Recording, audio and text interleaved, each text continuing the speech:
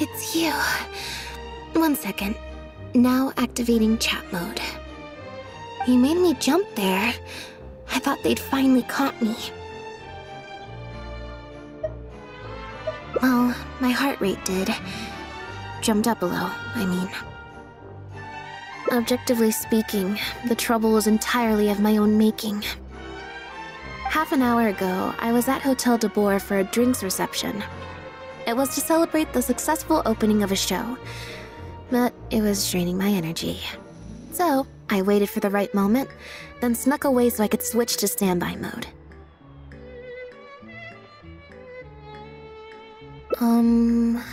Probably because I'm playing the lead role in the show? Is that so surprising? I'm always getting invitations to do solo performances. I just usually get Linny to write back and turn them down. But then came the Fontanalia Film Festival. We took all the kids from the House of the Hearth out to see a film, and after it finished, they all started clamoring for me to try out acting for some reason. Even Linny was chanting along with them. Anyway, it just so happened that a director called Mariu had sent me an invitation right around then. I'll spare you the details, but basically, I ended up accepting it. Yep, you nailed it. I'm playing the role of a puppet. In fact, the show's called The Lost Puppet, and it's a masked mime show. So, I don't have to do any facial expressions or say any lines. Literally just a series of physical movements. The director says it's a very avant-garde art form. Art is not comprehended by the mind, but felt in the heart. At least, that's what the director says. Anyway, if nothing else, the opening performance seemed to go down well. At the drinks reception, everyone was crowding around me, saying, "Triumphant character portrayal, faithful adaptation of the original work, unequivocally, quintessentially avant-garde," and stuff like that. But being the center of attention is draining. So the moment they left me to go harass the director instead, I was out of there.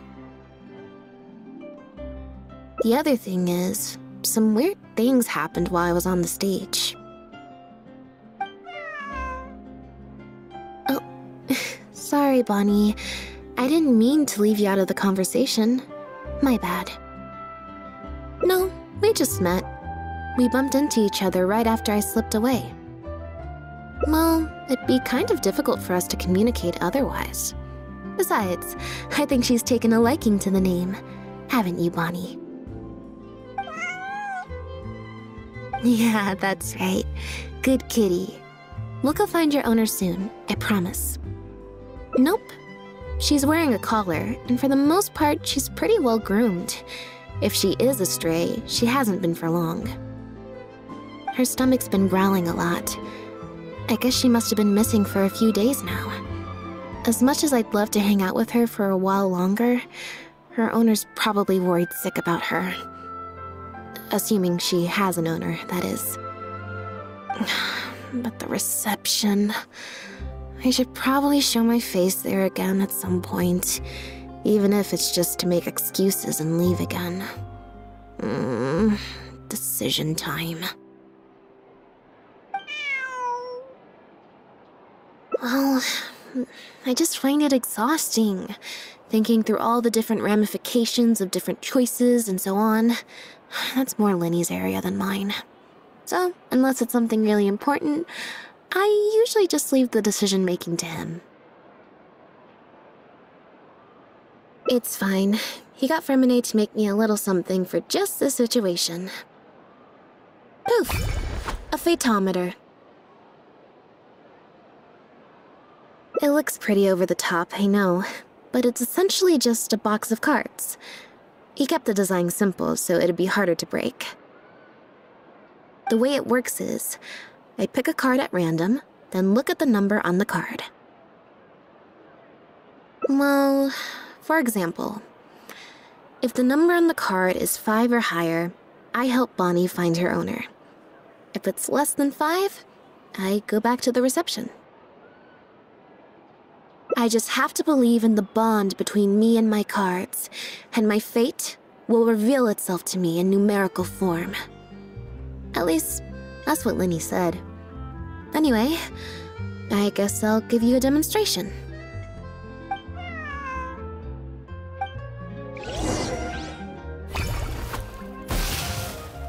Huh, I didn't like that.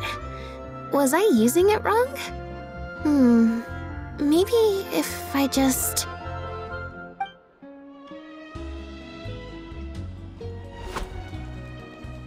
Clearly, there's some design flaws to iron out. I'll have to let Fremine know. Let's see... Which card did I get? 4. Well, the cards fell on the ground though, so I don't think it counts as fate. If you want to get the right answer, you have to let fate decide. Also something Linny said. So, to put it another way, if picking a card up off the ground is how to not leave it to fate, then that means it must be the wrong answer.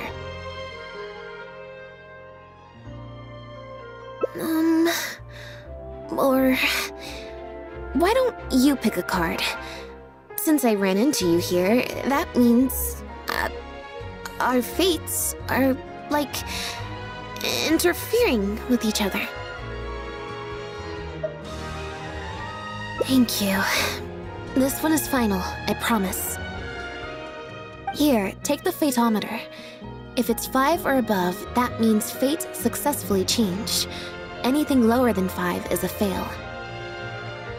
Also, if you have your own thoughts about what I should do, feel free to share it. Now that I've got a good problem solver here to help, I don't need to run every little thing by fate.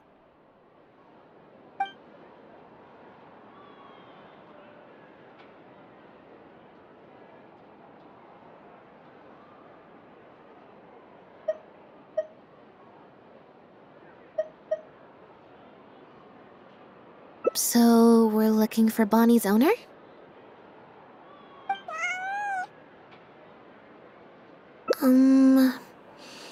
I think I'll go to the Steambird and see about putting an ad in the paper. You wanna come along? I think Bonnie wants you to come with.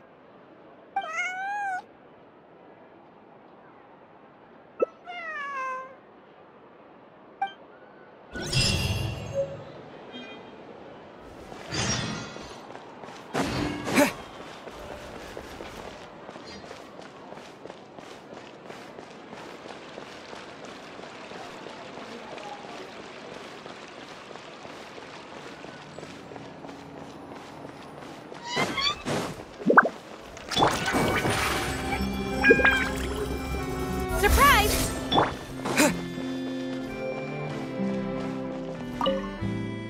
Every stupendous day starts with a Steambird.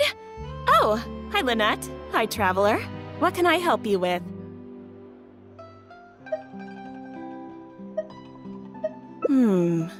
I don't think so. Have you picked up a stray? Yep. If there's no commission to follow up on, could we post a notice about the missing cat instead? Why, of course. What a kind thing to do. Just fill out the form.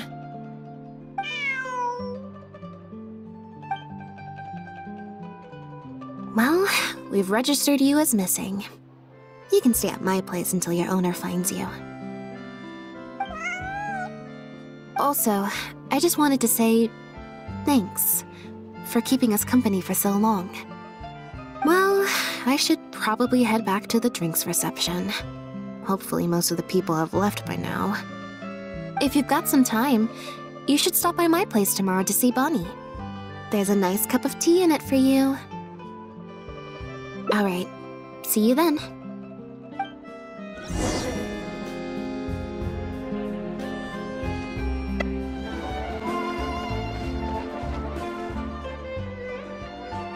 I believe this cat belongs to me. I already told you, this isn't your cat. Just take a breather, you two. Oh, you're here. As you can probably see, you'll have to take a rain check on that tea I promised you. At least for now. This is my friend's cat. He's preoccupied with some important business, so I came to retrieve her in his stead.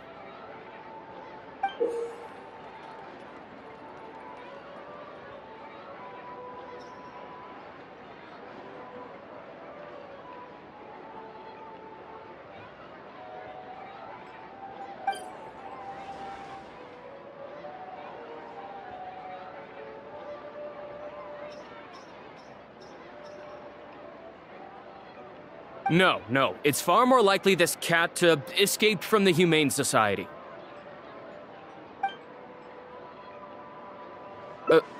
Bonnie?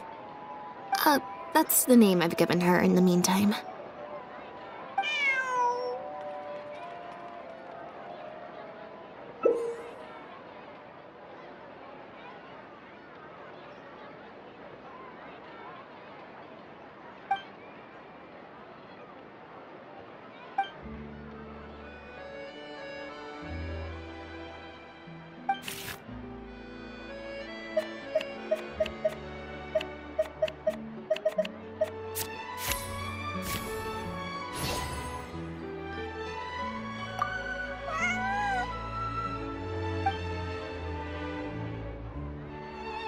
Well, this complicates things.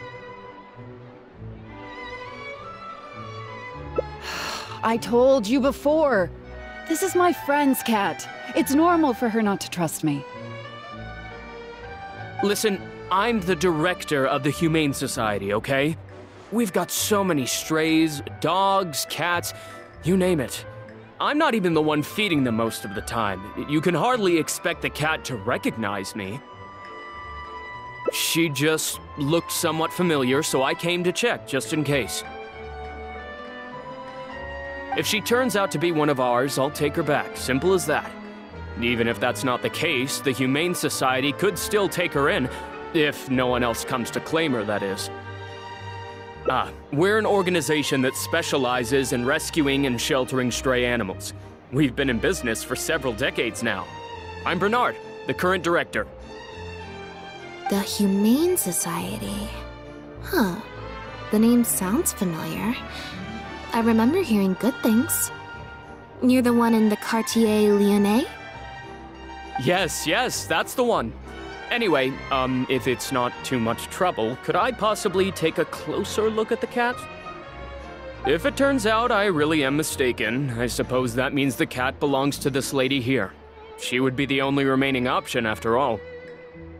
It belongs to my friend. Go on, Bonnie.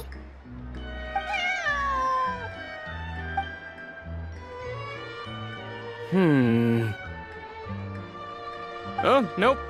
Looks like I was mistaken. They do look similar, but there's an ever so slight difference in this one's fur color. Deepest apologies, friends. Well, I suppose this means I still have a missing cat to search for. Apologies again for the confusion.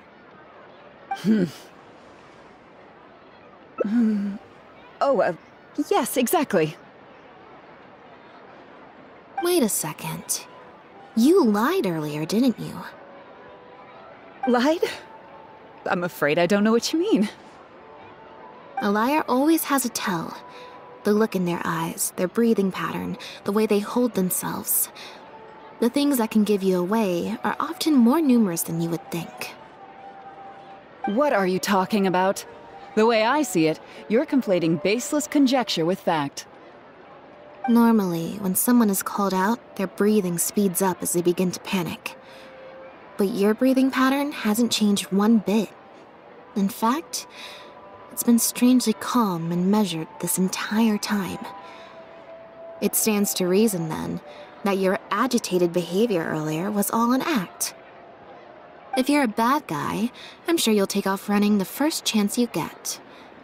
If you're a good guy, the most likely explanation is that you're a member of the Guards, or some similar organization. And you're basing this off of? Intuition. Nothing more. Intuition. Well, I have to hand it to you, Lynette. You're right. I'm a member of the Guards. The name's Elodie. I'm currently investigating a cross-border smuggling case. This cat here... Bonnie was her name? Well, her owner is one of the prime suspects of our investigation. A couple of days ago, our suspect got wind that we were on his tail and fled. That's most likely how he got separated from the cat. I just so happened to stumble upon your notice in the Steambird, so I decided to see if he'd come back for her. But it looks like I overestimated him. The impact of this case has been huge. The Marechaussee Phantom, the Guards, and the Special Patrol have all launched investigations. If there was even the slightest chance that he would show himself, I had to follow up on the lead. A new kind of illegal drug, imitation synth. We confiscated all the synth on the market, but addiction isn't something that goes away overnight. Even without substances on the market, people are still looking for a way to get their next fix. And criminals are all too eager to capitalize on that addiction. That was the impetus for imitation synth. Needless to say, a small-scale market opened up very quickly. After the original synth debacle, we put several measures into place to prevent similar incidents from occurring.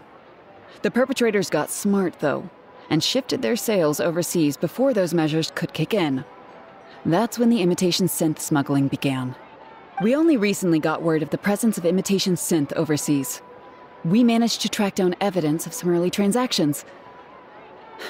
What we were able to find out, however, hasn't proven that useful given the amount of time that has passed. The Marechaussee Phantom launched an investigation to track down every person in Fontaine capable of producing a drug like that. That's how we learned about Bonnie's owner. He's a researcher at the Fontaine Research Institute. His name is Pierre. Pierre Lafayette, to be exact. Lefebvre.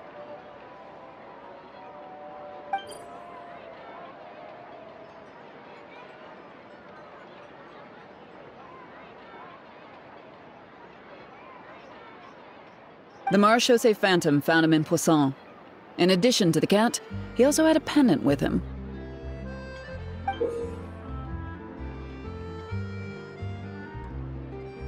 At first, there wasn't much cause for suspicion. A search of his house didn't reveal much to go off of either. The Marechaussee Phantom very nearly left it at that. It was only later that we realized the coat of arms on his pendant belonged to none other than the Lafayette family, one of the most infamous aristocratic families in Fontaine. Obviously, this discovery prompted a further investigation into Pierre. At that point, however, we discovered that he'd already fled. Now the Guards and the Special Patrol are all searching for him. That's not possible, actually. The Lefebvre family has been gone for a long time. Exactly. Many years ago, several important members of the family, including the Patriarch, were murdered by an assassin of unknown origin. From that point on, family's power and influence took quite the hit. The family is engaged in all manner of crimes. As you can imagine, there's no shortage of people waiting in the wings to take their revenge. And with the family severely weakened, they were able to do just that. Most of the remaining family members succumbed to sickness or hunger.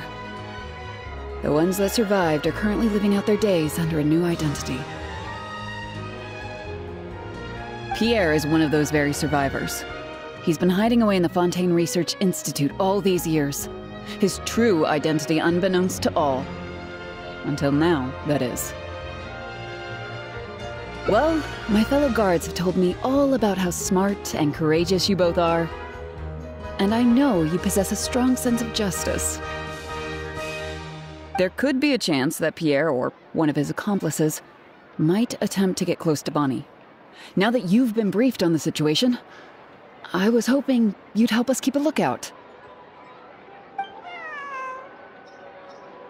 If I take Bonnie back to the Guards with me, there's no way Pierre will try and come for her. Not even the most daring of criminals would attempt something like that.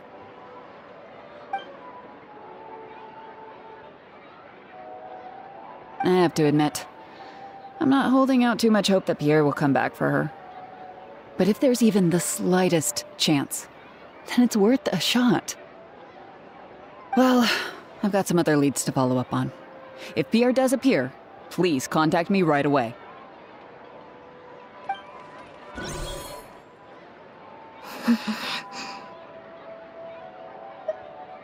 It's nothing.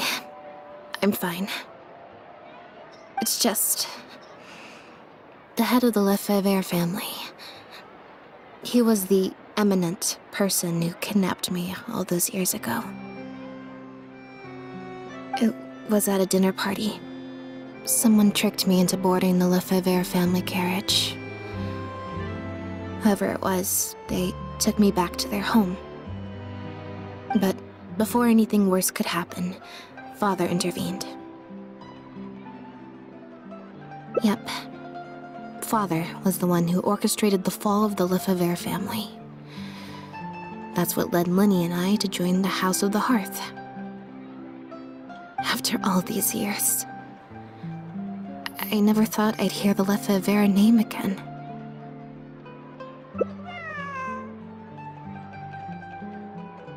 Don't worry about me. I wasn't feeling sorry for myself. I was just thinking about Linny. He's been acting strange recently. He avoids me for days on end, consumes himself with some secret investigation, and then out of the blue pushes me to do that acting job. Thinking about it now, it's almost like the one I drew from that deck of cards was part of his plan all along. He must have asked Fremine to help him out. In any case, I know he's hiding something from me. He's really pulled out all the stops this time. It's very possible. I'm sure he tried to send me away because he was afraid it would bring up some painful memories for me. It wasn't necessary, though. Even after all these years, he's still as overprotective as ever. You'll have to help me teach him a lesson if we run into him along the way. Yep. I want to head to the Fontaine Research Institute to learn more information about Pierre. Just let me activate search mode and then we'll head out. Who knows? Maybe we'll run into Linny along the way.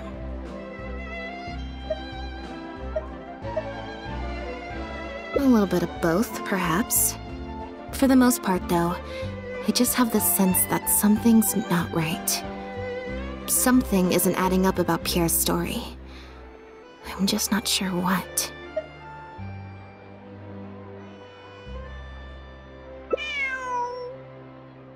Okay, I'll write a letter explaining everything to the crew. Once that's done, we can head out.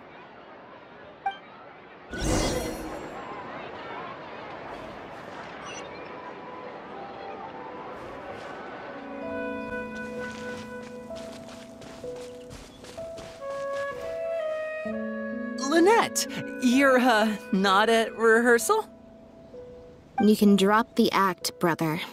In fact, I don't think either of us will have a need for acting anytime soon. You should know better than to try and keep something from me. You've never been able to do that, even when we were kids. And that's why I tried to distract you with the masked mime show. But I guess you're just too good. Care to introduce us to your new assistant? This is Officer Shovras, captain of the Special Security and Surveillance Patrol. You may have met her already. Nice to see you. I should clarify something. Mr. Lenny's here at my invitation, not the other way around. To borrow your expression, Miss Lynette, I suppose that would make him my assistant more than anything. We've brought on Mr. Lenny as a consultant in the past.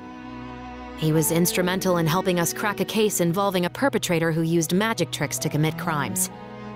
I was hoping he'd be able to provide some valuable insight this time around as well. So you've heard everything then? That's exactly why we're here. There's always been questions surrounding the fall of the Lefebvre family. Some people even believe the House of the Hearth was involved. Whoever was behind it all was extremely cautious.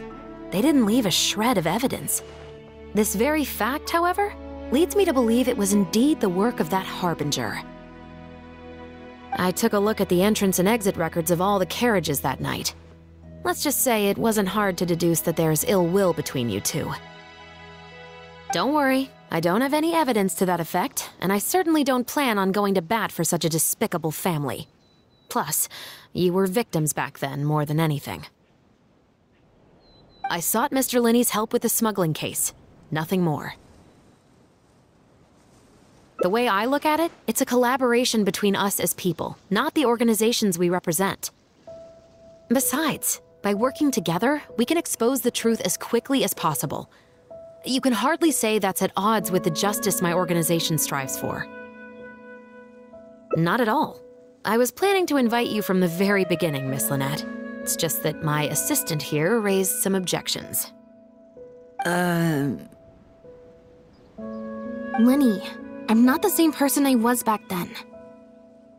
That little girl who did nothing but cower in the corner in fear, she doesn't need saving anymore.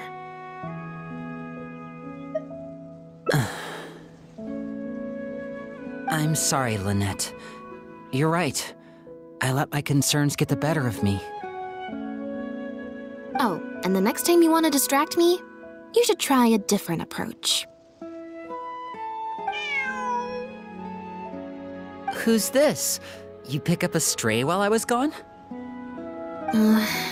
It's a bit complicated. I'll explain later. Anyway, her name's Bonnie. Well, if there are no objections, then I suppose the only thing left to say is... Lynette, Traveler, welcome to the team. It appears the Lefebvre family was very particular in their use of insignias and emblems. The family would use different emblems to mark differences in status, blood relation, and the like.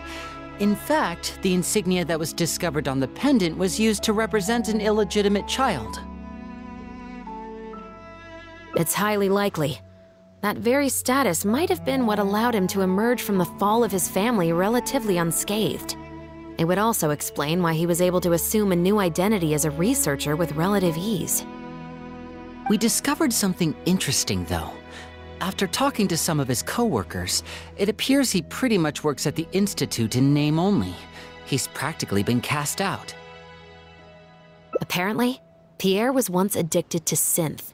He tried to use the resources at the Institute to create a substance with a similar effect. He claimed it was just for research purposes, but the Institute revoked his access to the relevant materials regardless.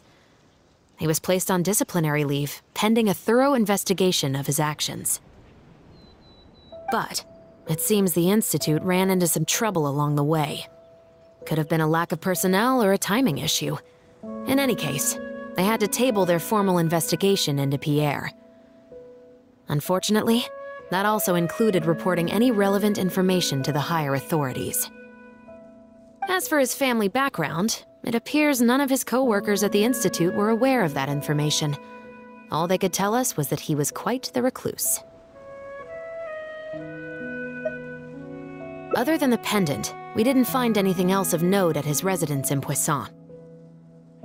Based on the samples of imitation synth we've been able to analyze, it appears the substance leaves behind strong traces wherever it's produced or stored.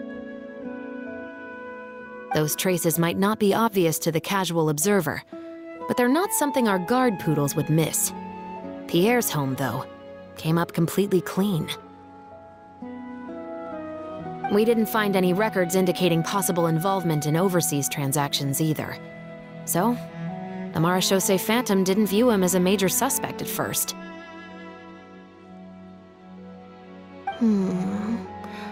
Maybe he had a separate, dedicated area where he made the imitation synth.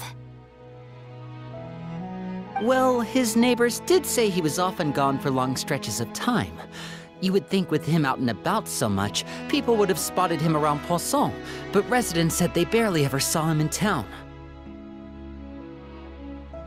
If his reclusive nature was just a matter of keeping a low profile, I guess it would make sense for him to have a secret base to carry out his business.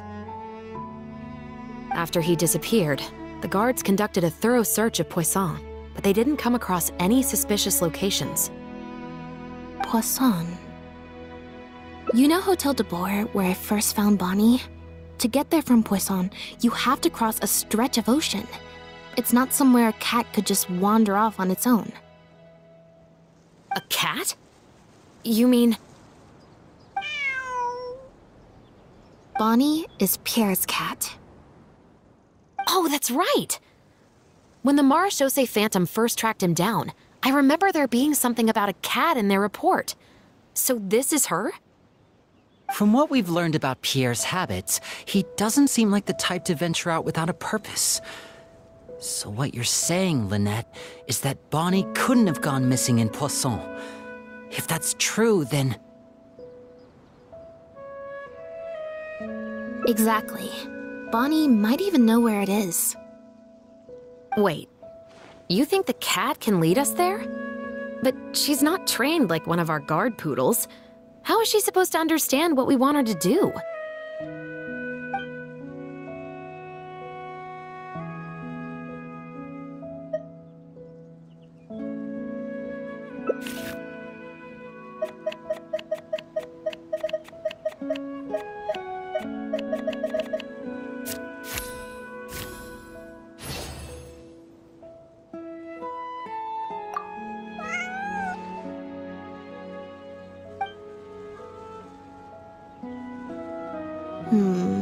Near the coast, the beach, and beneath the cliffs.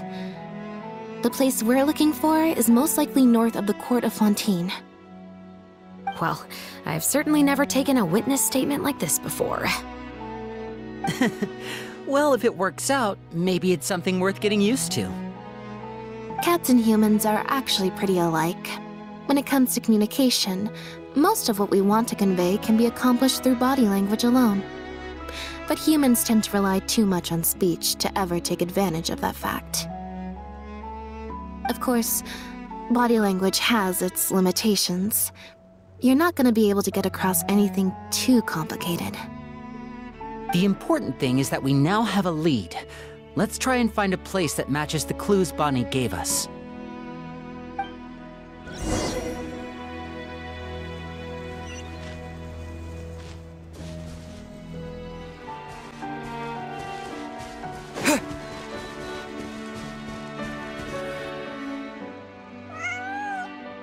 Seems like Bonnie is trying to take us somewhere.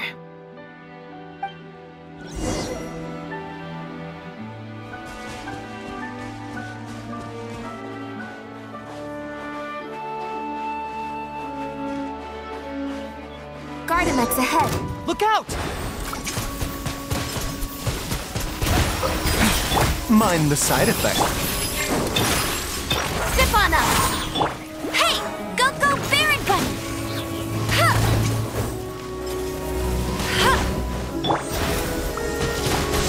Go! Cue the spotlight! Surprise! Get him!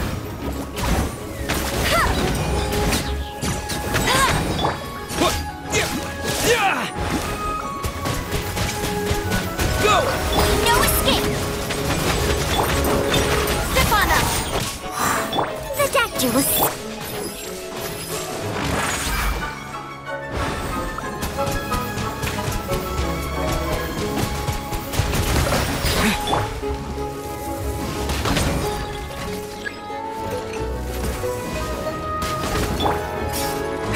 Bombs away!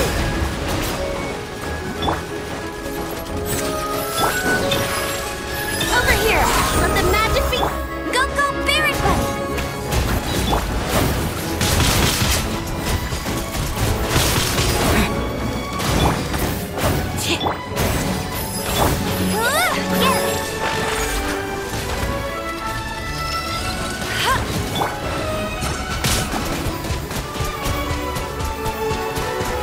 Water jet! A bitter pill to swallow. Let it rain! Go Baron Buddy!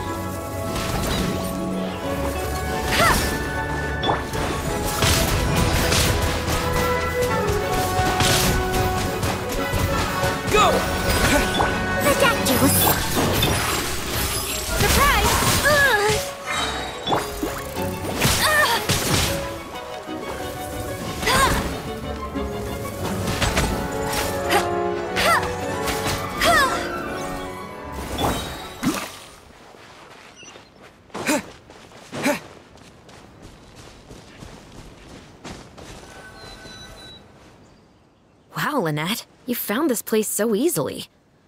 If I thought there was any chance you'd say yes, I'd recruit you into the Special Patrol here and now. No questions asked.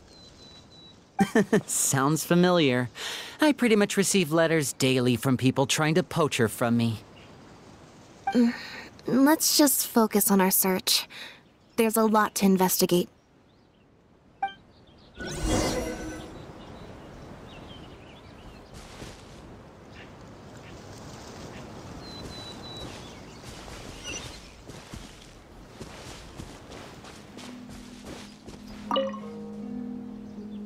When the Marechaussee Phantom searched Pierre's house, there was no sign of these barrels, right?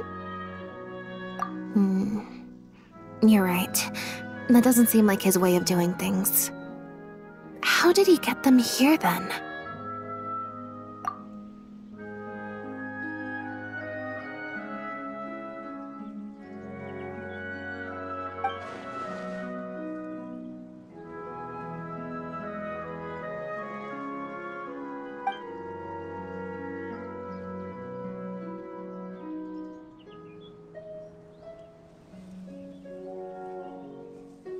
Only the lower halves of the barrels appear to have been submerged in water.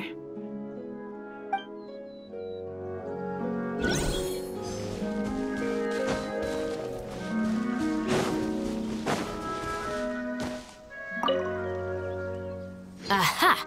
Just as we thought. This is where the imitation synth was being made.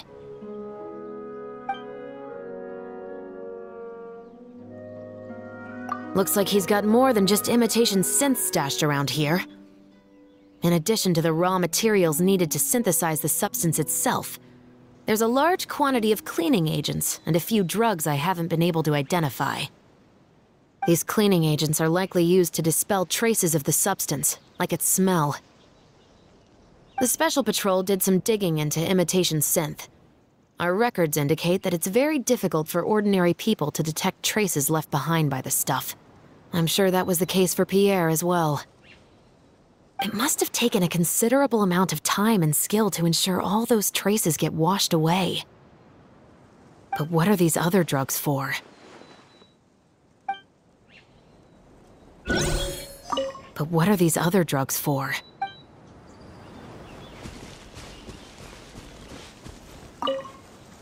The material these bags are made of, it's quite rare.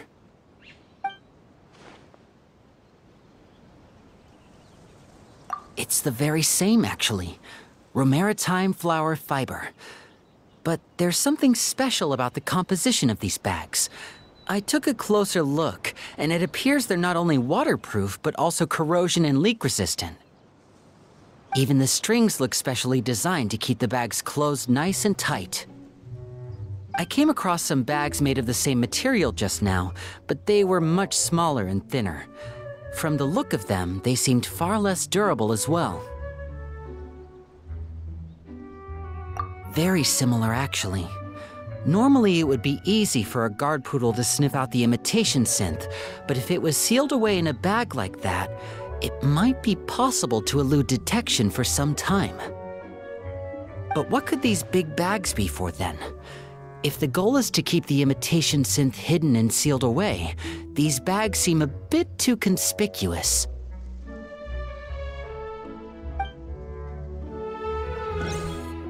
Based on the various ingredients we've found, this appears to be where Pierre was cooking up his imitation synth.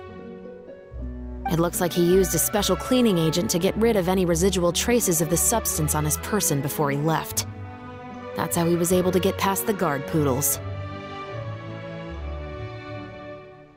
So then he transferred the imitation synth into small sealed bags and took it somewhere else for the drop-off.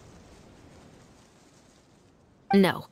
I don't believe our suspect is the kind of person who'd go around carrying incriminating evidence with him. That would potentially create too many eyewitnesses.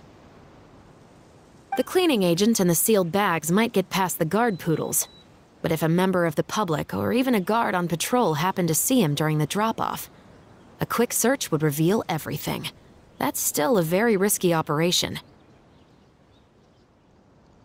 The barrels we found were wet around the base, but the top half was dry.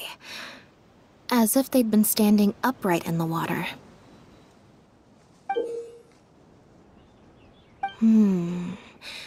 If you put a barrel in the water, it will normally float on its side, unless it's heavily loaded, in which case it'll sink.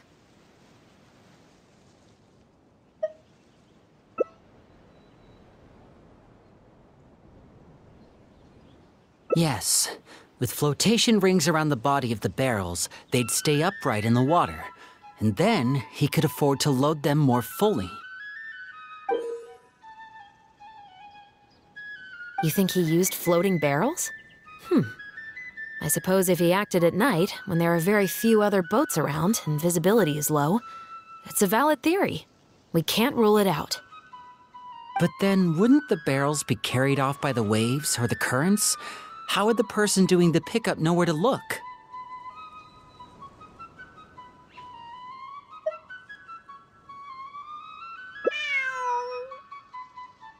Traveler, can you come take a dip in the sea with me? I have a feeling that somewhere down there, we might find some rope. If a rope can be used to keep a pet from running away, then why not a barrel?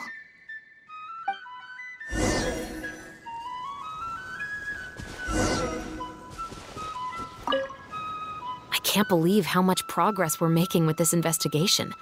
Without your help, getting this far would have taken me an awful lot of time and manpower.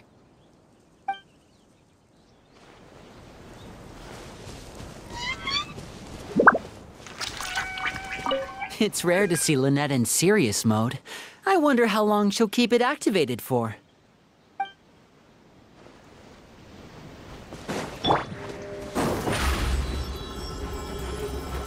Step on us!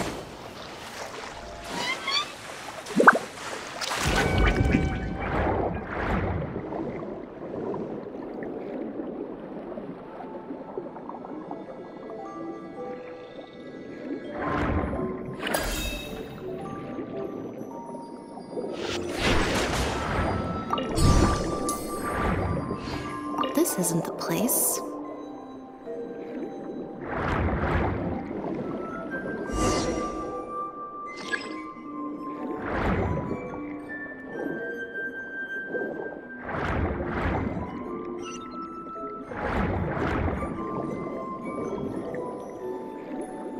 Got it. Time to go up and report.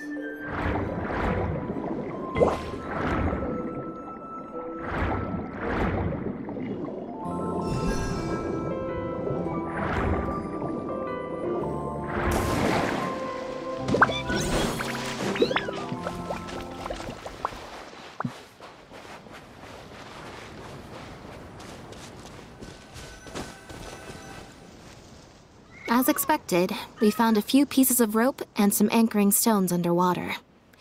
If you attach them to a floating barrel, it would look like this.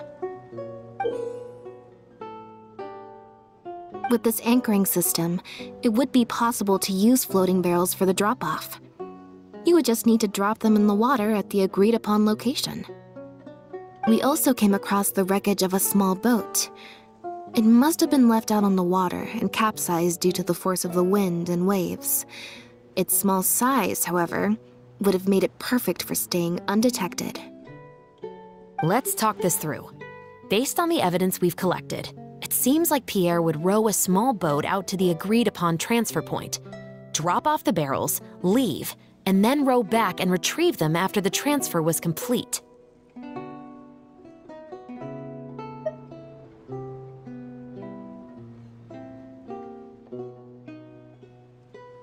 It could be that he was trying to avoid meeting up with his associate face-to-face. As one of the sole survivors of the Lefebvre family, maybe he was just used to that sort of elusive lifestyle. It seems like Pierre deliberately chose the floating barrel method so that the goods could be dropped off and picked up at separate times. That way, the two parties wouldn't have to meet each other. Well, if that's the case, they must not have a very close working relationship. Let's not jump to any conclusions just yet. Assumptions can be detrimental to solving a case. It's possible they were just trying to keep a low profile. Two boats sailing to the same location at once could be too conspicuous. The most important thing is that we can now confirm Pierre wasn't acting alone. The floating barrel drop-off system is proof enough of that. Let's say for now that he was only in charge of producing the imitation synth. That would mean there has to be at least one other person involved in the operation, likely in charge of transporting the goods across the border. Since we've determined that the goods were transported by boat, maybe we can track down some travel logs or something. We can certainly check the various ports for that information. It's possible, however, that Pierre's associate also used a small boat for the transport, and docked along the shore rather than at a large port. If that's the case, it's unlikely there would be any record left behind. Absolutely. Before Pierre disappeared, we made sure to investigate all sorts of outward-bound vessels. We also had port authorities keep a lookout for anything suspicious. Unfortunately, we were never able to find out how they managed to get the imitation synth across the border. You're right. Whatever vessel was used for the pickup, the person responsible for smuggling the substance out of Fontaine would have had to use a larger vessel for the actual transport. That's the only way they would be able to smuggle on a large enough scale to make a profit. They must have found a way to disguise the imitation synth to clear port inspections. Exactly. We can't let any opportunities slip through the cracks. Although, given the amount of ports that could be involved, we should probably split up. I'll run home and ask some of my brothers and sisters to try and dig up some information. I should also head back and update my platoon on our progress. I'll grab some reinforcements while I'm at it. Lynette, Traveler, why don't you head to Lumiduce Harbor and see what you can find out? All right. Come on, Bonnie. You too.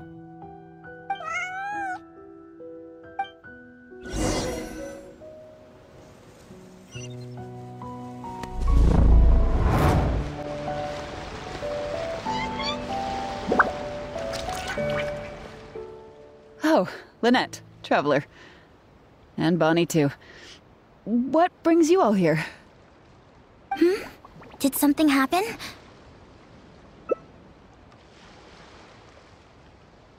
Oh. I see. Thank you for everything you're doing for the people of Fontaine. I'm in charge of guarding the port. You mentioned you were after some travel logs, right? I can go fetch those for you. Looks like I've got another hard day of work ahead of me. No, not usually. It's this incident that happened recently. Before that, everything was normal. All we had to do was confiscate anything suspicious and we could call it a day. Pretty simple stuff. But things are much more complicated now. We somehow let suspicious cargo pass through the port undetected. Not even our guard poodles were able to sniff it out. Even worse, we still don't know how the perpetrator was able to conceal the goods so well. By suspicious cargo, do you mean imitation synth? Yep. However, prohibited substances are just one example. We confiscate all sorts of contraband during the course of our inspections. Or at least, we're supposed to. So what happens to the goods you confiscate? Oh, we keep them in a storage locker. If they turn out to be something particularly dubious, we'll turn them over to the Maison Orderly. If the goods are only slightly suspicious but could otherwise be harmless, like raw materials that could potentially be used to create contraband, we return them to the ship they were confiscated from, instead of letting them pass through the port. Sorry for the wait. These are the travel logs for all the recent activity at the port. Oh, you brought Gerard with you. Actually, he followed me here himself. It's like he smells something on me.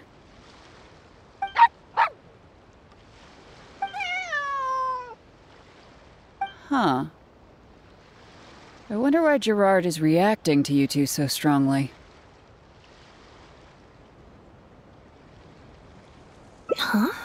We were so careful not to touch it, but we still ended up with traces on us. If it leaves a residue so easily, I just don't understand how the culprit was able to disguise the goods at all. Why don't you have a look at the travel logs first? All ships coming in and out of the port are recorded here, except for the ones the port authorities ride to and from work.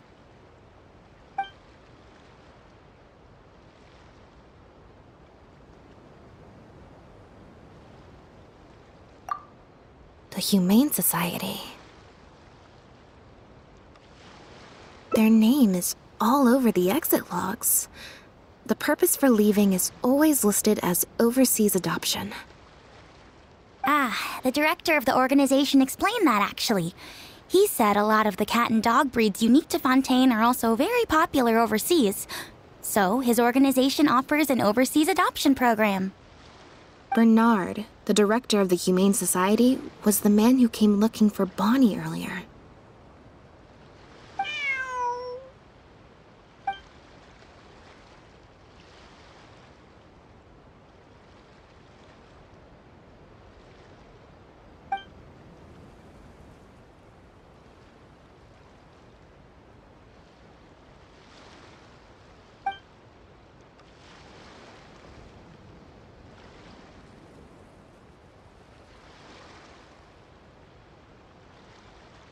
Have you figured it out too, Traveler?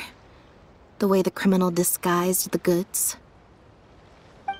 When Bernard asked to take a closer look at Bonnie, he was actually checking whether there was any imitation synth in her stomach. Wait, what? The sealed bags we found at the secret base. They were specially made to be corrosion resistant. There were gaps around the lids of the barrels, and airbags were used to keep them upright in the water. Those drug shovers found at the secret base, she most likely didn't recognize them because they're not used on human beings. It's an anesthetic used on pets.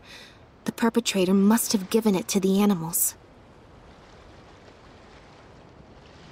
Pierre must have made the animals swallow the sealed bags full of imitation synth at his secret base. Then, he stuffed them into floating barrels and left the rest to Bernard. The sealed bags combined with an animal's body odor would certainly be enough to mask the scent of imitation synth.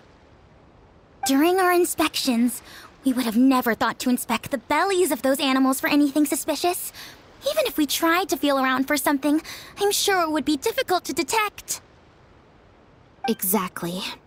I bet Bernard even transported animals with synth in their stomach alongside ones without.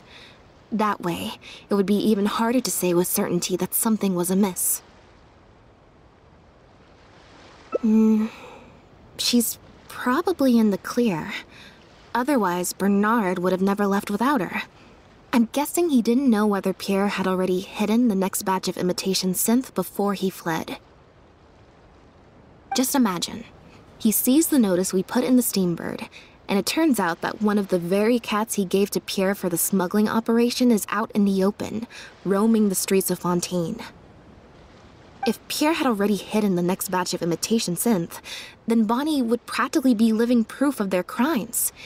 He would have had no choice but to go after her. So, that's why he came to find you and insisted on taking a closer look at the cat.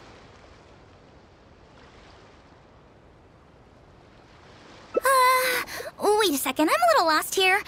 I get the part about hiding the substance in the pets, but those... what did you call them again?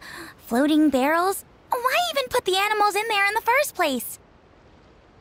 If you've got something as convenient as a floating barrel, why not just stuff it with the imitation synth directly? Why not wait to hide the stuff until after the exchange has been made? In order to make sure the animals could swallow the sealed bags, they made them extremely thin. Had they not done that, the animals would have likely bitten or chewed through them. That step would have required a lot of energy, as well as a certain amount of technical expertise, so it was better left to the more experienced Pierre. We've already proven how easy it is to pick up trace amounts of imitation synth, so I'm sure Bernard was taking all the precautions he could to avoid the same fate. Okay, then let's head to the Humane Society right away and bring that guy to justice.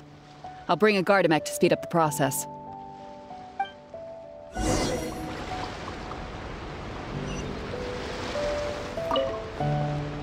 Sorry, but I can't go with you. Surely you'll be able to handle him, between Elodie's Gardamek and all three of you?